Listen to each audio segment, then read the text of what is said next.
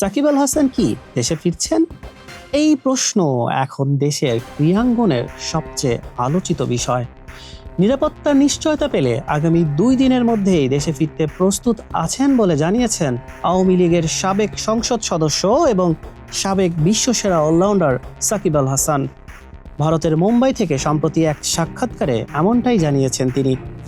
দীর্ঘদিন ধরেই দেশের বাইরে অবস্থান করছেন এই দেশসেরা অলরাউন্ডার।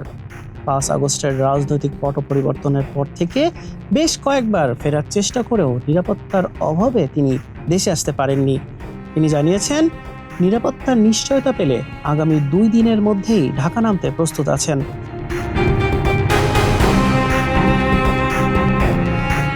দেশে ফেরা নিয়ে বিশ্বসেরা এই অলরাউন্ডার জানিয়েছেন তিনি দেশে ফিরতে চান এবং আইনি লড়াইয়ের জন্য প্রস্তুত আছেন। তবে এর জন্য প্রয়োজন কেবল স্বাভাবিক নিরাপত্তা এবং হয়রানি না করার প্রতিশ্রুতি। বিশ্বসেরা এই অলরাউন্ডার বলেন, তার বিরুদ্ধে দায়ের করা মামলাগুলো তিনি আইনগতভাবেই মোকাবেলা করতে চান।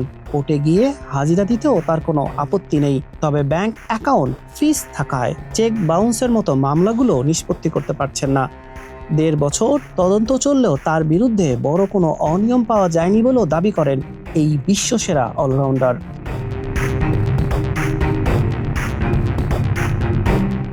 বাংলাদেশ জাতীয় দলের হয়ে সাকিব সর্বশেষ খেলেছেন 2024 সালের অক্টোবরে ভারতের বিপক্ষে কানপুর টেস্টে। এরপর জাতীয় দলের জার্সিতে দেখা যায়নি তাকে। গত অক্টোবরে দক্ষিণ আফ্রিকার বিরুদ্ধে ঘরের মাঠে শেষ টেস্ট সিরিজ খেলে অবসর নিতে চেয়েছিলেন সাকিব, কিন্তু শেষ মুহূর্তে অনাকাঙ্ক্ষিত পরিস্থিতিতে তাকে দুবাই থেকে আমেরিকা ফিরে যেতে হয়। সেই স্মৃতি মনে করে সাকিব জানান, দায়িত্বশীলদের আশ্বাসে তিনি প্লেনে উঠলেও মাঝপথে তাকে না আসার পরামর্শ দেওয়া হয়। 39 বছর বয়সী এই বাঁহাতি অলরাউন্ডার এখনও স্বপ্ন দেখেন দেশের মাটিতে শেষ আন্তর্জাতিক ম্যাচ খেলার।